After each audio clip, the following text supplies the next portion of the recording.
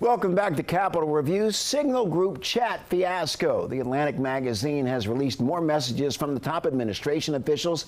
The editor-in-chief of that magazine, Jeff Goldberg, says he was accidentally added to a messaging thread discussing the timing of military strikes against a terrorist group. Those messages ahead of the strike included details about when military strike windows start, when the bombs will drop, and the weapons that were used. A group of top intelligence officials used an app chat called Signal Cyber, and experts say it can be hacked.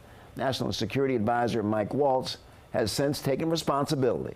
There's no harm done because the attack was unbelievably successful that night. We are not going to bend in the face of this insincere outrage. But over on Capitol Hill, Democrats were angry about the mistakes. As the story stated, the chain included information about targets, weapons that the U.S. would deploy and attack. Sequencing that included Virginia Senator Mark Warner. He came down on Director of National Intelligence Tulsi Gabbard and CIA Director John Ratcliffe. There was no classified material that was shared in that. So then if there's no classified material, share it with the committee. I was on a Signal messaging group. So you were the John Ratcliffe on that chat? I was. Thank you. Thank you.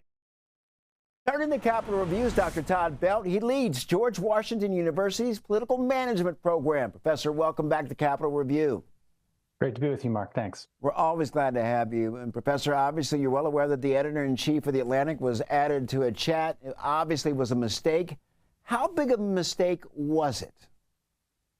Well, it was a huge mistake. I mean, this is essentially a violation of the Espionage Act, which governs how secured communications are to be transmitted, and it's a potential violation of the Archiving Act, which says that government communications need to be saved because Signal gets rid of messages, or at least in this case, it was set to get rid of messages after a week.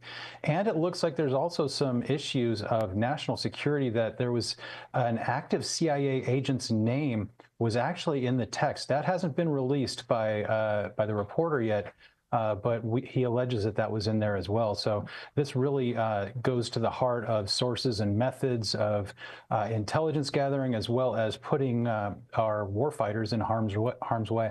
Dr. Belt, could the editor-in-chief have done this differently? Could he have just, alerted them that he was on the chain, or did he do the right thing by coming forward? Boy, you know, when you listen to the story, he tells about this, about how he went back and forth in deciding whether or not and when to remove himself from the chain. He did eventually, but he also had a big story, and he thought it was newsworthy, and he decided that in the interest of, the great muckraking aspects of journalism, that you try to put pressure on the government through the public by exposing embarrassing deeds to get them to change their processes so that they're doing a better job. Democrats pouncing on this in hearings, calling for key people to step down. Is this about political theater and grandstanding, or should people step down and be held accountable? Yeah. Well, certainly this is a real big opportunity for Democrats to expose what they think is an administration that is really underqualified for what they're doing. And of course, if the shoe were on the other foot, I'm sure the Republicans would be doing exactly the same thing. In these days, everything is political and will be used for politics. But at the same time, this was really unusual. And usually the use of Signal is just to schedule meetings so that these high-level officials can get to their SCIF, their secure room by which to communicate. So there is something there. It's not just smoke and mirrors. Most lawmakers agree that a lot of information, including targets, were in the chat, and had it gotten out, may have put American lives at risk. What are the appropriate next steps? Yeah.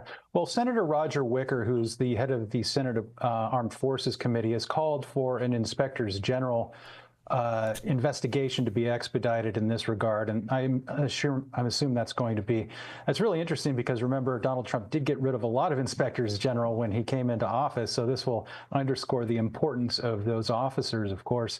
But once they get that report, then the Senate will decide whether or not it wants to continue an investigation and hold hearings as part of its constitutionally authorized oversight of the executive branch. Dr. Todd Belt, thank you so very much for joining us. You got it. Great to be with you.